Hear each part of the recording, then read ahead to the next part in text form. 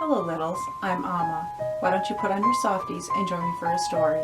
I have my hot chocolate and my storybooks all ready to go. So let's begin.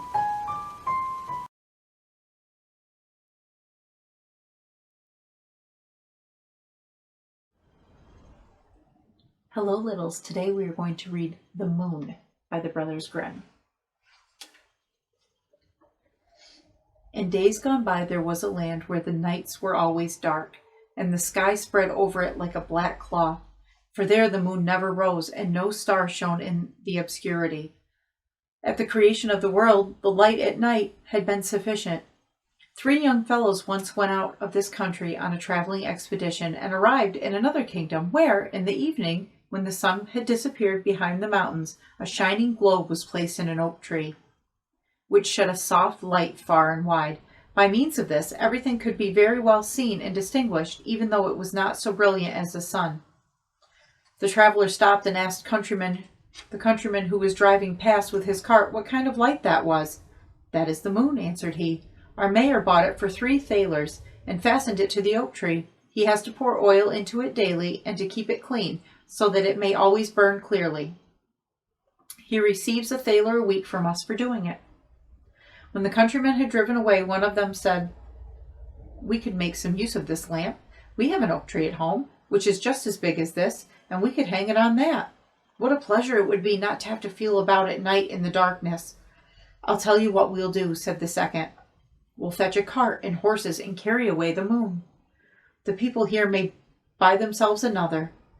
"I'm a good climber," said the third. "I will bring it down." The fourth brought a cart and horses, and the third climbed the tree, bored a hole in the moon, passed a rope through it, and let it down. When the shining ball lay in the cart, they covered it with the cloth, that no one might observe the theft. They conveyed it safely into their own country and placed it on the high oak. Old and young rejoiced. When the new lamp let its light shine over the whole land, the bedrooms and the sitting rooms were filled with it. The dwarfs came forth from their caves and the rocks, and the tiny elves in their little red coats danced in rings on the meadows. The 4 took care that the moon was provided with oil, cleaned the wick, and received their weekly thaler. But they became old men, and when one of them grew ill and saw that he was about to die, he appointed that 1/4 of the moon should, as his property, be laid in the grave with him. When he died, the mayor climbed up the tree and cut off 1/4 with hedge shears, and this was placed in his coffin. The light of the moon decreased, but still not visibly. When the second died, the 2/4 was buried with him, and the light diminished. It grew weaker still after the death of the third, who likewise took his part of it away with him. And when the 4th was borne to his grave, the old state of darkness recommenced, and whenever the people went out at night without their lanterns, they knocked their heads together.